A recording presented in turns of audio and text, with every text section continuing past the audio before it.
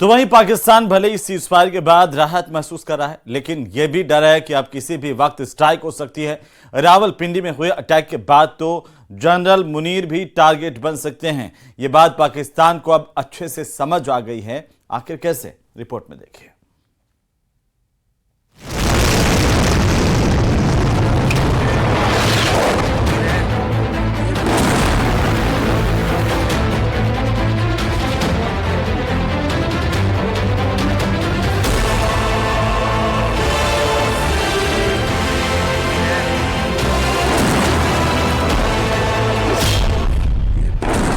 रावलपिंडी नूर Khan airbase पर धमाका हुआ और यहीं से पाकिस्तान का सबसे बड़ा खौफ शुरू हो गया।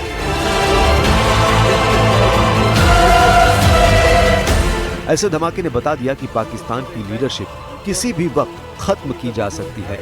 मैसेज मुनीर तक पहुंचा और फिर सूत्रों के हवाले से ऐसी खबर मिली जो पूरी पाकिस्तानी सेना के हौसले पस्त कर देगी। सूत्रों के हवाले से मिली खबर बताती है कि नूर खान एयरबेस पर धमाके के बाद जनरल आसिम मुनीर को एक बंकर में ले जाया गया। ये बंकर पाकिस्तानी सेना के मुख्यालय में ही बना हुआ है। इस बंकर में जनरल मुनीर को 2 घंटे तक रखा गया। 2 घंटे तक आसिम मुनीर के दिलो दिमाग पर जो चोट लगी है वो पूरी पाकिस्तानी फौज में महसूस की जा रही है। जनरल आसिम मुनीर 2 घंटे बाद ही बाहर निकलने को राजी हुए। भारत के चौतरफा हमलों ने बता दिया कि पाकिस्तान का सेना मुख्यालय भी मिट्टी में मिलाया जा सकता है।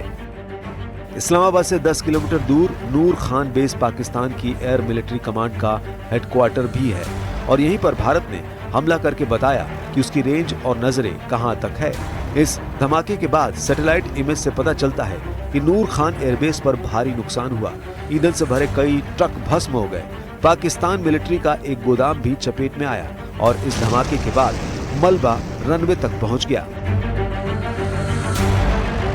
पाकिस्तानी सेना ने आतंकवादियों का साथ देना उचित समझा और इस लड़ाई को अपनी लड़ाई बना ली। इस परिस्थिति में हमारी जवाबी कार्यवाही अत्यंत आवश्यक थी और इसमें उनका जो भी नुकसान हुआ वे खुद इसके लिए जिम्मेदार हैं।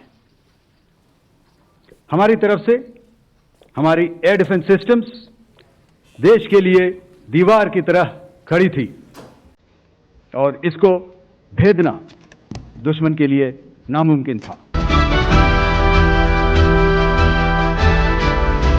सेना की प्रेस कॉन्फ्रेंस से पहले एक वीडियो चलाया और इसमें लिखा, पाकिस्तानी मिराज चकनाचूर हो गया है। और जो इसे जिस तरह समझे, मिराज यानी मृग तृष्णा, रेगिस्तानी इलाके में होने वाला वो दृष्टि भ्रम जिसमें लगता है कि कुछ दूरी पर पानी मौजूद है। मैसेज साफ है कि पाकिस्तान की गलतफहमी दूर कर दी गई है। अब पाकिस्तान की गलतफहमी को दूर करने वाली ताकत देख लीजिए। यह है वो मिसाइल जिसने पाकिस्तान के भ्रम को तोड़ दिया। यह है ब्रह्मोस सुपरसोनिक क्रूज मिसाइल। इसी मिसाइल ने पाकिस्तानी एयरबेस, रेडार स्टेशन, आतंकी अड्डों में कोहराम मचाया है। सुपरसोनिक क्रूज मिसाइल ब्रह्मोस की रेंज 290 किलोमीटर थी, जिसे बढ़ाकर 450 किलोमीटर कर दिया गया और अब 800 किलोमीटर तक के टारगेट इसकी जद में है। यानी पाकिस्तान का कोना कोना अब ब्रह्मोस की रेंज में आ चुका है। इस मिसाइल की रफ्तार करीब 3500 किलोमीटर प्रति घंटा है। यानी हर 1 सेकंड में ये 955 मीटर का फासला तय करती है। अब इस रफ्तार से पाकिस्तान कैसे बचा होगा या आगे कैसे बचेगा, इसी बारे में सोचकर सबसे बड़ा सदमा जनरल आसिम मुनीर को लगा है। जनरल मुनीर ही नहीं, पूरी पाकिस्तानी फौज का दिलो दिमाग ब्रह्मोस के धमाके से छलनी हो चुका है। यही वजह है कि रावलपिंडी पर हमले के दौरान आसिम मुनीर 2 घंटे तक बंकर में रहे। इसकी सबसे बड़ी वजह ब्रह्मोस मिसाइल ही मानी जा रही है, क्योंकि इसको रोकने की ताकत दुनिया में किसी भी सेना के पास नहीं है। रूस की मदद से 1990 के दशक में जिस मिसाइल को बनाने का काम शुरू हुआ, वो आज भारतीय स्ट्राइक मिशन की बैकबोन बन चुकी है और पाकिस्तान पर हुई स्ट्राइक ने इस बात को साबित कर दिया है कि जनरल आसिम मुनीर की फौज के पास इसका कोई जवाब नहीं था। युद्ध के मैदान पर हमने हर बार पाकिस्तान को धूल चटाई है और इस बार ऑपरेशन सिंदूर ने नया आयाम जोड़ा है। हमने रेगिस्तानों और पहाड़ों में अपनी क्षमता का शानदार प्रदर्शन किया और साथ ही न्यू एज वॉरफेयर में भी अपनी श्रेष्ठता सिद्ध की। ब्रह्मोस समेत कई और तरह के हथियारों को रोकने पर पाकिस्तान पूरी तरह नाकाम साबित हुआ है। 3 घंटे के अंदर पाकिस्तान के 11 अड्डों पर हमला हुआ और वो कुछ नहीं कर पाया। जनरल मुनीर की एयरफोर्स को पूरी तरह खत्म करने वाले हमले का ट्रेलर दिखाया जा चुका है। एक ही दिन में भारत ने पाकिस्तान की एयरफोर्स अड्डों पर कहर बरसाया। भारत का सबसे बड़ा टारगेट बने सरगोधा और जैकबाबाद। सरगोधा में मुशाफ एयरबेस और जैकबाबाद में शाहबाज एयरबेस।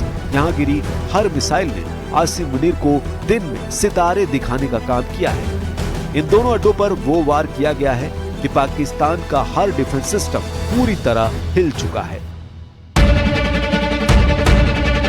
जो पाकिस्तान के अटैक फॉर्मेशन के सबसे बड़े अड्डे माने जाते हैं, वहां हमलों ने भारत की स्ट्राइक वाली ताकत साबित कर दी है।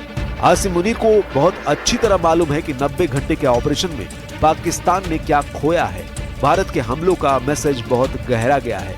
पाकिस्तान की पूरी मिलिट्री सख्ते में है।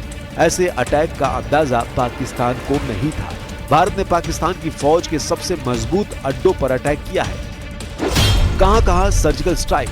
पाकिस्तानी पंजाब के झांग जिले में रफीकी एयरबेस, ये JF-17 और मिराज 5 विमानों का अड्डा है।